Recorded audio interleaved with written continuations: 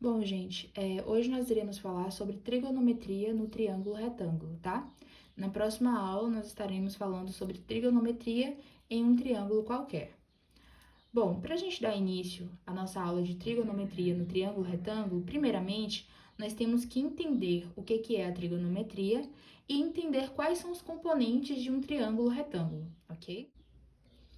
Bom, e o que é a trigonometria? A trigonometria, ela é o estudo das relações entre os lados e os ângulos de um triângulo, especialmente por meio das definições de seno, cosseno e tangente, tá?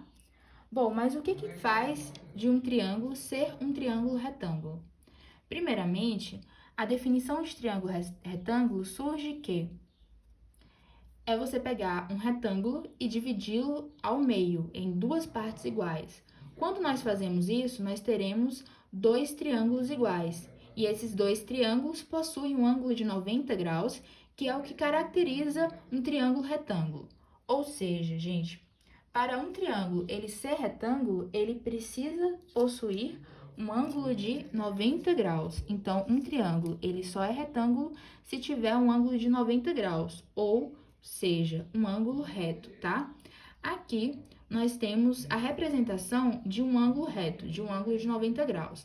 Essa representação é dada por um quadradozinho com um pontinho no centro. Então, sempre que você tem essa representação de ângulo, significa que é um ângulo de 90 graus, tá? E se o triângulo ele possui esse ângulo de 90 graus, logo ele será um triângulo retângulo, ok? No triângulo retângulo, também é utilizado o teorema de Pitágoras, tá? Inclusive, a trigonometria, ela começou através do estudo do triângulo retângulo. Então, o que acontece aqui? Quando a gente aplica o teorema de Pitágoras, hipotenusa, ele sempre será esse maior lado, que é oposto ao maior ângulo.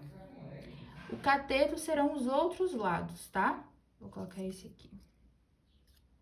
Cateto e cateto. Pronto. Olha, nesse triângulo aqui, nós denominamos os lados como A, B e C. Aí nós temos a hipotenusa, que é o maior lado. Nós temos os catetos, ok? Outro dado importante, outra informação importante, gente, é que a soma dos ângulos internos de um triângulo é igual a 180. O que isso significa? Que quando você somar esse ângulo com esse e com esse, tem que dar 180, ok?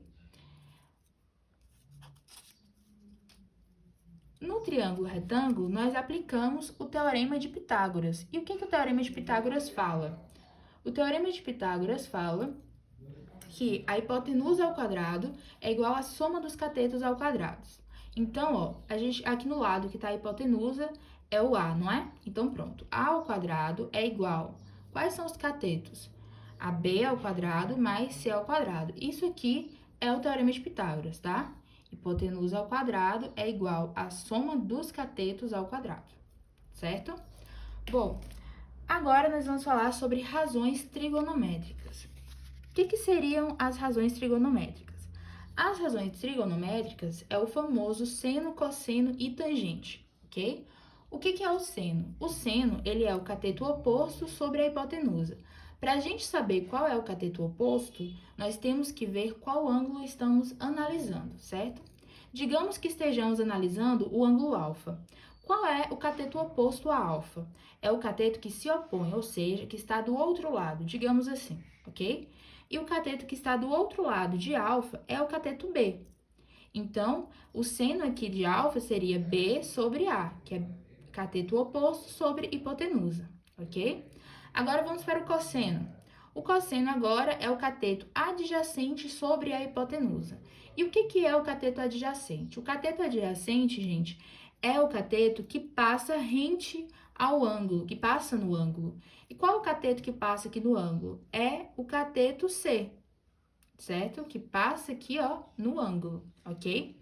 Então, vai ser o cateto C sobre a hipotenusa. Isso é o cosseno.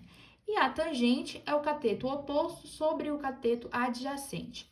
Então, como nós já vimos, o cateto oposto é B e o cateto adjacente é C, ok? Mas nós iremos resolver essas razões, eu vou passar para vocês essas razões trigonométricas nos exemplos que nós iremos resolver a seguir.